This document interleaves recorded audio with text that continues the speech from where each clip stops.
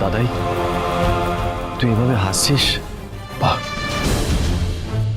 বাহ মা, ভালো।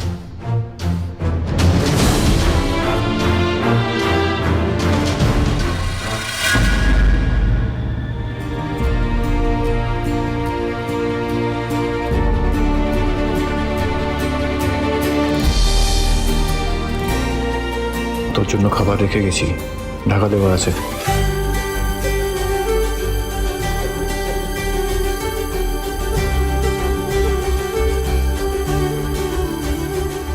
পৃথিবীতে শূন্য বলে কিছু নেই, সব জায়গায় আর কিছু না থাক হাওয়া আছে। খিদে না থাকলে হাওয়া খেতেই পারিস।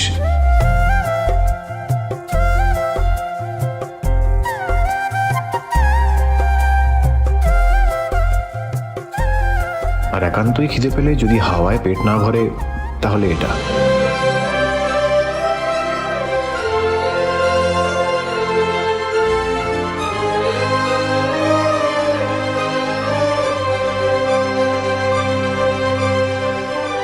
এবার তো একটু হাসবি।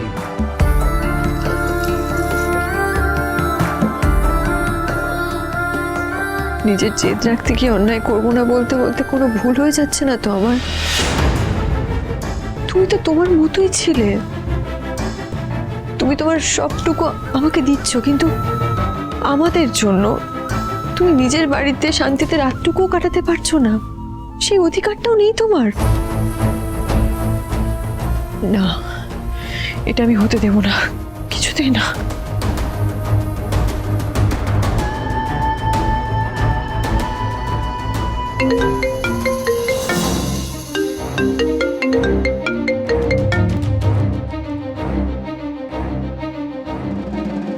ফোনটাও রেখে গেছে, কিছু খেয়ে গেছে তো মানুষ। না না না, যে মানুষটা আমার মেয়েদের জন্য এত ভাবছে, তাকে কিছু না দিয়ে আমি একা একা কি করে খাই?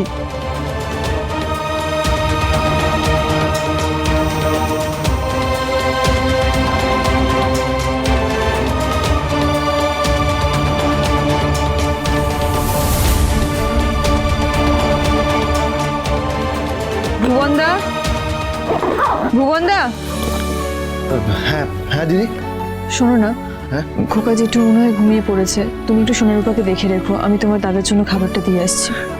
ঠিক আছে, আমি ছেড়ে দিয়ে আসবো। না না, দরকার নেই, আমি একা চলে যাব। আচ্ছা।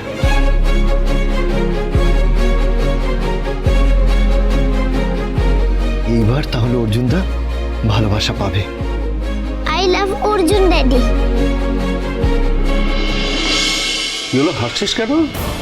মাকে কিছু হাসির কথা বলেছে? বাড়িতে এসেছিলাম সবার সাথে দেখা করব, কথা বলবো, মায়ের সাথে দেখা করব, কিন্তু এখন দেখছি তুমি আমার মায়ের থেকেও বেশি অন্য কারো হয়ে উঠেছো মা।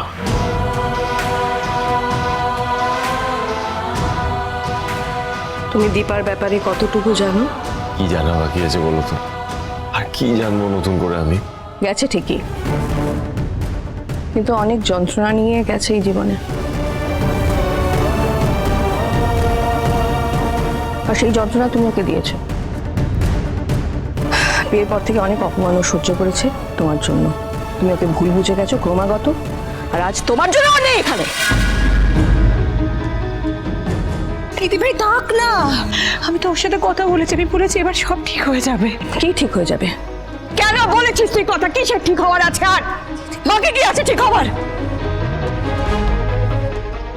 আর যখন দিদি ভাইরা এখানে ছিল তখন তুমি কেন? আমি জানতাম মা, এটা তো তুমি আমারই দোষটা শুধু দেখবে। তুই নিজের ভুলটা দেখতে পাস না, বরং নিজের ভুলের সপক্ষে তোর একটা না একটা যুক্তি আছে।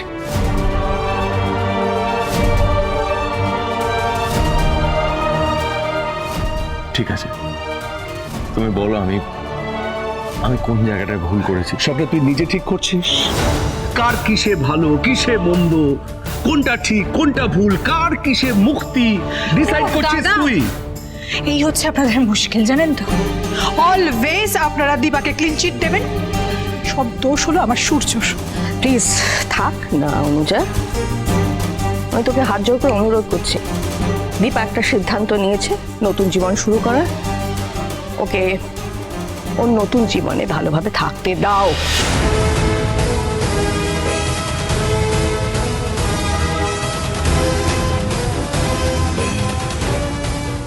তুমিও তো সিদ্ধান্ত নিয়েছো নতুন ভাবে নতুন করে সবকিছু শুরু করবার। সিদ্ধান্ত নাওনি? নিয়েছো তো, তাহলে অসুবিধা কোথায়? ভালো থাকো, শান্তিতে আবার নতুন করে নতুন জীবন গুছিয়ে নাও। এই সব নিজের চোখে দেখার পর আমরা দীপাকে নতুন জীবনের দিকে ঠেলে দিয়েছি। কিছুটা চাপে পড়ে দীপা। এত কথার তো কিছু নেই, এখন তো ওর দীপাকে নিয়ে কোনো মাথা ব্যথাই থাকা উচিত নয়। ঠিক বলেছো তুমি প্রবীর, দীপাকে নিয়ে ওর কোনো রকম কোনো মাথা ব্যথা থাকার কথা নয়। তুমিও তো নিজের জীবন গুছিয়ে নিয়েছো, নতুন লাইফ পার্টনার পেয়ে গেছো, এবার নিজের থেকে নতুন করে শুরু করো না। কে বারণ করেছে তোমাকে? না মা, লাইফ পার্টনার? কিসের লাইফ পার্টনার? এই বিয়েটা সম্পূর্ণ মিথ্যে, যা দেখছো সেটা মিথ্যে, সত্যি নয়। স্যার প্লিজ এটা বলবেন না, আমাদের বিয়েটা তো জোর করে হয়েছিল, কিন্তু আমাদের বিয়েটা তো মিথ্যে নয়। কি বলে তুমি? এসব মিথ্যে, এসব মিথ্যে। হ্যাঁ মা, সবটা মিথ্যে। বারবার মিথ্যে বললে কি আমাদের বিয়েটা মিথ্যে হয়ে যায়? আমায় বলতে দাও, সবটা মিথ্যে। আমি তোমাকে সবটা বলছি মা, সব মিথ্যে। আর কি কি মিথ্যে বলবে তুমি? তোমরা আমাকে কেন বিশ্বাস করছো না? আমাকে বলতে দাও, কেন শুনছো না আমার কথা? আমাকে বিশ্বাস করো প্লিজ। নিজের চোখে যেটা দেখেছি সেটাকে আমি অবিশ্বাস করি কি করে?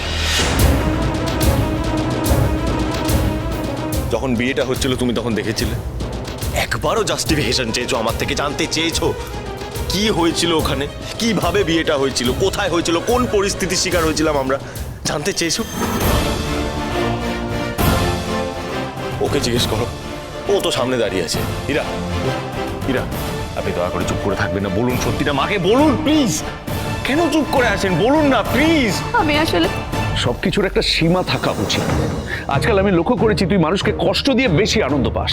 বাবা, কেন বিশ্বাস করছো না আমাকে? কোন পরিস্থিতিতে এই কাজটা করতে বাধ্য হয়েছি তোমরা কেন বুঝতে পারছো না? আমার কথা কেন বিশ্বাস করছো না? আমি সত্যি কথা বলছি, এই বিয়েটার কোনো মানে নেই, এটা মিথ্যে। মিথ্যে? কোনটা মিথ্যে সূর্য?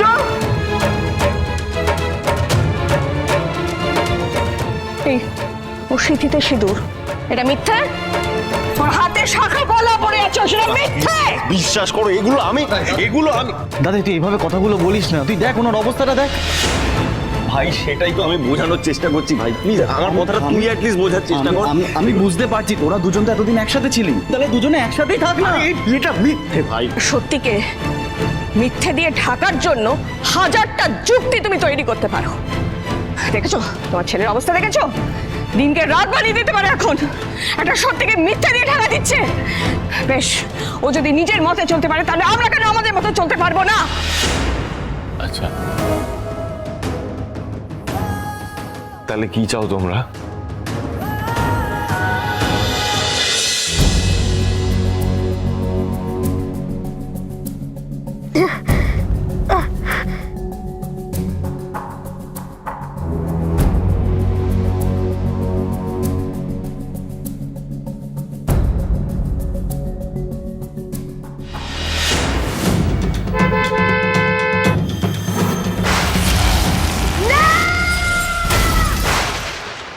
বেঁচে গেছি,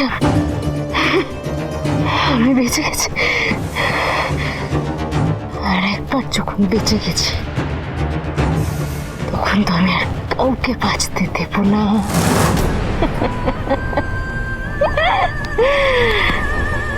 আমার নাম সেন।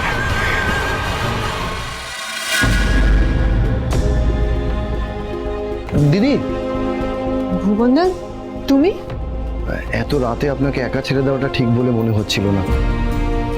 ম্যাডাম আপনি আসুন আসুন। ইয়ে মানে আপনাদের স্যারের জন্য আমি একটু খাবার নিয়ে এসেছিলাম, ওনাকে। স্যার তো আজকে আসেননি। আসেননি মানে? আজ রাতে তো ওনার ডিউটি নেই, উনি তো দুদিন ছুটি নিয়েছেন ওনার বাচ্চাদের সাথে কাটাবেন বলে। আপনি জানেন না? ছুটি? আমাকে এক্ষুনি বেরোতে হবে, আসলে নাইট শিফটে যে কাজ করে তার কি একটা এমার্জেন্সি হয়ে গেছে, বেশ কিছুদিন আসবে না, তাই তার জায়গায় আমাকে।